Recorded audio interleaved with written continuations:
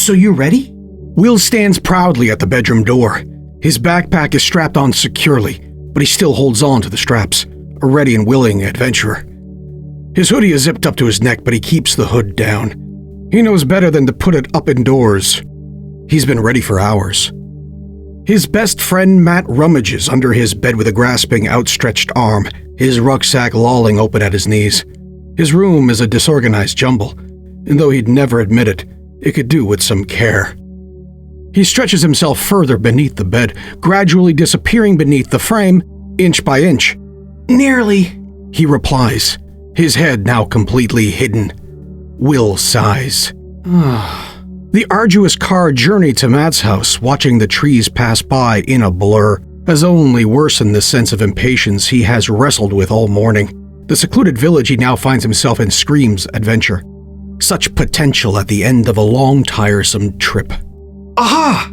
Matt wriggles from under the bed and scrambles to his feet, flicking on and off his torch in triumph, before stashing it in his bag. He zips it closed and flings it over his shoulder, haphazardly, all the while ignoring Will's exaggerated eye-rolling. They race downstairs, leaping in tandem over the final steps and landing with a combined ungainly thud that shakes the hallway mirror. Matt skids into the kitchen as Will remains slightly behind. Matt's mother leans on the counter, watching idly over a boiling kettle. Startled by the thunderous sound of boys with a plan, she turns to her son and smiles. "Where are you boys off to today, then?" "Just around the farm," Matt retorts quickly. Too quickly. "You sure?" She scrutinizes his face for tells. "Yes, Mom," he moans. "Okay.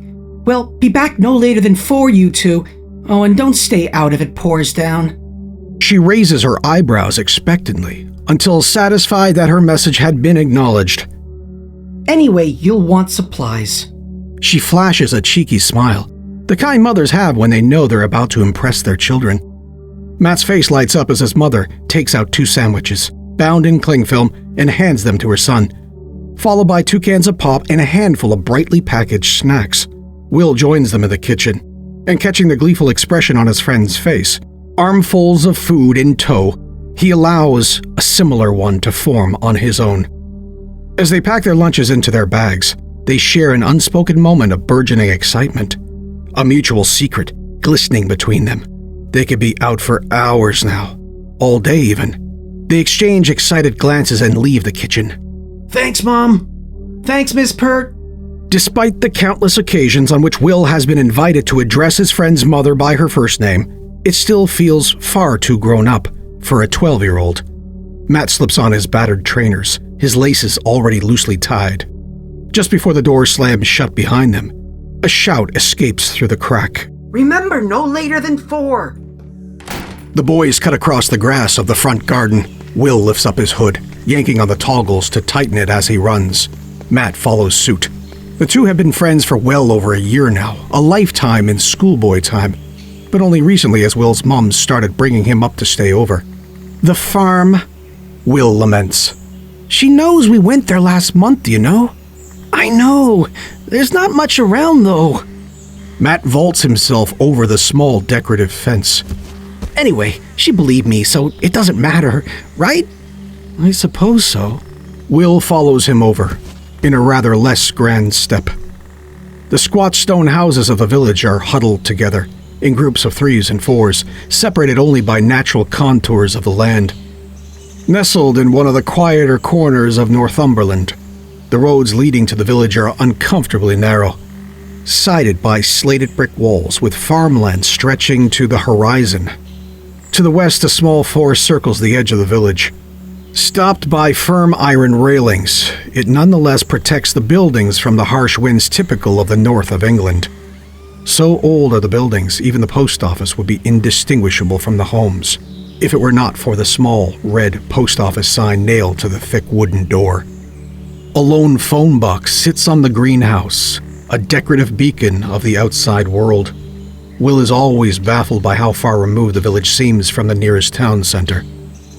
He thinks of the long winters and worries that the snow might prevent his now monthly visits. Despite the time of year, the boys feel the damp in the air as they walk up the hill, Gray skies suck dry the colors of summer, providing a looming warning of rain to come. The road surface is uneven under their feet, as the jagged edges of potholes meet to form a twisted pattern. Glancing over his shoulder, Matt watches his house disappear from view as they reach the top.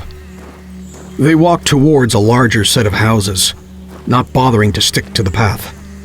The distant sound of groaning cattle is interrupted only by the cheerful whispering of an older man coming down the path. He tips his flat cap at them with a friendly familiarity as he passes, and they smile politely in response. Sensing the oncoming rain, most of the villagers remain aside, but Matt has lived here long enough to know that their wanderings won't go unwatched. Matt instructs Will to follow him as they head right, as though they were headed to the farm. A low hedge hides them from peering eyes until they reach a slate wall. With one last look around, they awkwardly climb over it, tumbling onto the grassy field on the other side. The boys dust themselves off and beam at each other with silent smirks. They have outwitted the adults. "Undetected," cries Matt. Will chuckles. Keeping low, the boys duck through the empty field. They slow down as they pass the fenced-off garden of the outer houses. Dropping to the floor, they crawl using their elbows like they have in their old army games. They're in no danger of being seen, of course, but neither of them is prepared to ruin the illusion. After a few minutes, they reach the other side of the village, and they can see the forest beyond the road. They climb over the slated wall and cross. Will ducks and squeezes through the iron railings, while Matt watches for witnesses. They remain unseen. Matt climbs through the railing himself, and they quickly slide in amongst the trees. A lone wooden sign stands in the clearing. Private property. "Ah," mutters Will. Matt grows agitated. "What?" "It's just more real when you see the sign." "We're kids, Will," he scoffs. "That's for grown-ups like poachers or something." "Right." Will acknowledges the reassurance.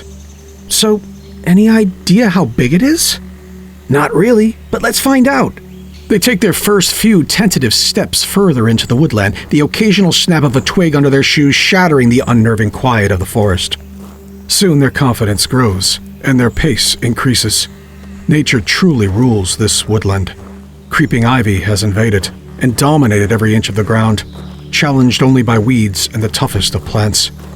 The green of the forest surprises the boys as they delve deeper. It has seemed so dull through the gray mist of the village.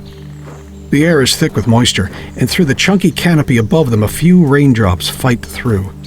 Their assault increases, and soon, despite their cover, the boys notice their clothes getting slowly damp and heavy. Rain clouds darken the sky, bringing with them a premature night. Before long, the wood is alive, with the fluttering song of confused birds. Matt recalls the sound from outside his bedroom window, but he keeps this sensitive notion to himself. Tipping his head back, he opens his mouth, catching raindrops on his outstretched tongue. "I'd laugh if a bird pooed in your mouth right now," snickers Will. Matt snaps his mouth closed, shooting a sidelong glare at his friend. "Let's keep moving." "What are we looking for anyway?" Matt senses that Will isn't enjoying getting wet. It will take some convincing to make him stay out in this downpour. "It was going to be a surprise, but apparently there's a castle somewhere in here." The soft slurp of Will's steps in the thickening mud stop dead. "Rubbish! It's true!" Matt cries, whirling around to face his accuser. "If you keep walking in the other direction from my house, there's an old road leading through the forest. That's how the people who live there get in." "Well, why didn't we just go up there?" Will despairs, his voice loudening. "Because we'd be seen straight away. Look, let's just keep going." "So there's just a hidden castle in the village then?" "No, it's not hidden. It's actually on all the maps if you bother to look. It's not well known. It's private." Matt stretches a searching arm into his bag, plucking out a bar of chocolate, tearing it open with his teeth. He takes an oversized bite. "Come on, I'll prove it." He mumbles with a full mouth. As the boys walk in silence, Will realizes they are heading in the rough direction of Matt's house. At least this backs up his friend's story, he thinks. But why would there be a castle here? Will wonders aloud. From when we were at war with the Scottish, Matt replies, secretly excited. He'd been waiting for this question. This one was where they kept them prisoner and tortured them for info. Nobody comes in here because of the history. What's the word Mum used? Too morbid. What's that mean? Like death. She meant the forest is too much like death. Will falls silent. Suddenly he isn't so sure this is a good place to explore. Reluctant to look afraid in front of his friend, he soldiers on. The ground beneath them gradually begins to climb, and soon extends into a sharp bank, with sludge sliding under their feet. The boys cling to tangled arms of ivy, hauling themselves up on cautiously rigid legs. At the top, muddied and with aching limbs, they stop to catch their breath, glancing around for any signs of their final destination. In the distance, a path forms through the undergrowth, hewn into the earth by just barely enough use. Told you! Matt cries, smugly. The trees are different here.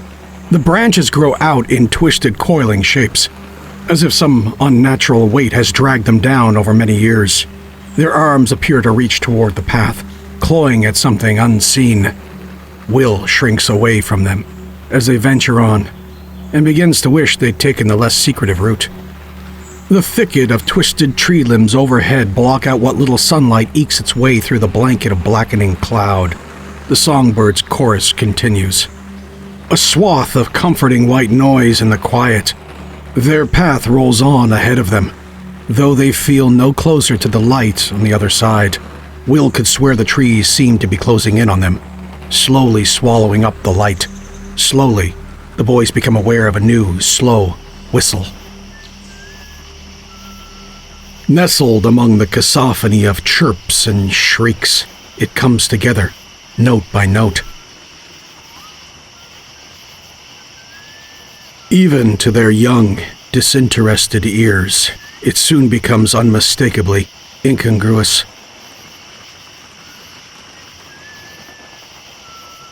Fully formed and unnatural.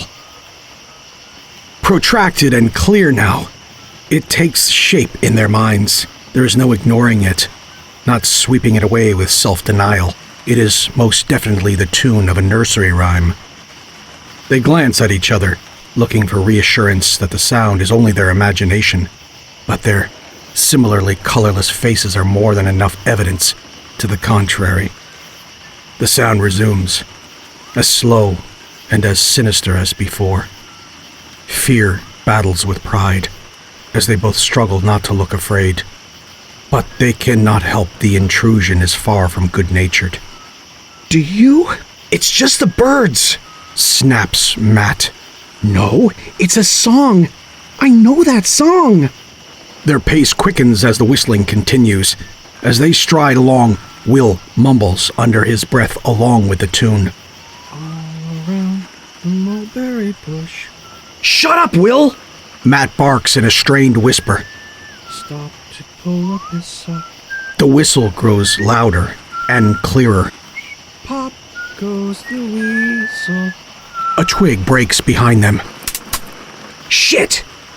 They erupt into a sprint, racing down the path. Neither one dares look behind. With the way reeling endlessly ahead of them, Matt veers to the side of the road, diving beneath a low, gnarled tree branch. He yanks his friend down by his rucksack. Will lands heavily beside Matt, who looks up at him slowly, a single finger to his lips. Over their own ragged breathing, the same haunting tune rings out. Distant at first, it grows slowly closer as it repeats, drifting towards their hiding place. The birds have stopped singing. They see no one amongst the trees. No rustle of movement breaks the silence. Will tugs on Matt's sleeve, motioning toward a fallen tree some way behind them. Draped low across the wet ground, they shuffle backwards as quietly as they can under the canopy of the vast oak tree and listen. The whistling amplifies as it closes in. A drip falls onto Matt's head from the canopy of distorted arms, then another, and another, running down toward his eyes. Still listening intently, he absently wipes at his face with the back of his hand. The smell gets him first. The familiar copper tinge, and then color. His hand is smeared with a sticky crimson liquid. Panicked, he searches his forehead for the source. A scratch he hadn't noticed. It's not his blood. Stirred by Matt's desperately confused moans, Will turns to his friend, face speckled with blood. His questions are answered before they even leave his open mouth, as the tree begins to glisten in the low light. Dark, viscous blood oozes through the cracks in the bark. Bubbling up from the wood, it rolls hypnotically down the trunk. The gnarled skin of the tree creaks and spreads, as if something is swelling inside it. Suddenly, the seeping becomes a surge. The blood gushes from the tree like a burst pipe, flowing over the boys' feet. The ground is sodden. Their frantic backward stumbling spatters a mixture of blood, dirt, and rain over their clothes. The wet crunch of footsteps echoes behind them. With their only exit through the dense brush of hawthorn trees, they dart forward. Fueled by blind, unthinking horror, they force their way through, tiny cuts lashing their faces. Throwing themselves against the resistance of the undergrowth, they break through to a clearing. Ahead, they see a lopsided stone archway, built into a short wall nestled into the sloping ground. They sprint in tandem toward it, the cuts on their faces stinging with tears and sweat. On the other side, a neat, freshly cut lawn stretches out in front of a small castle. Salvation. Its clean stone walls stand out against the wild, enveloping darkness of the surrounding woods, a bastion of civilization. A reasonably modern car sits in front of the grand timber door. It is a welcome sight. The archway is now far behind, and under the watchful safety of the castle, Will chances a look back. The silhouette of a figure stands beneath the archway, hands in its pockets. Black and featureless, nevertheless Will senses its rage. A pure white-hot fury radiates from it. He can feel it in his stomach. Unable to stand anymore, he turns to the castle, where Matt is hammering at the high arched door with his filthy fists. The door heaves open, revealing an elderly man in a tweed jacket hunched in the doorway. Confronted with two hysterical, blood-stained boys, he yanks his pipe from his mouth, ready to give them hell, until his eyes fall on the archway at the foot of his yard. "Jesus Christ!" he almost whispers. His pipe falls from his hand, clattering on the stone floor. He hauls the boys inside, clutching the shoulders of the soaking jackets in his startled grip. The door groans shut with a nudge of his wizened elbow. They later sit in silence as they wait for Matt's mother to arrive and collect them. Huddled under blankets, dabbing scrunched-up tissues at their wounds, the boys sweat over the grilling they will unquestionably receive, but gazing out of his long, mullioned windows, the old man asks no questions. He already knows the answer.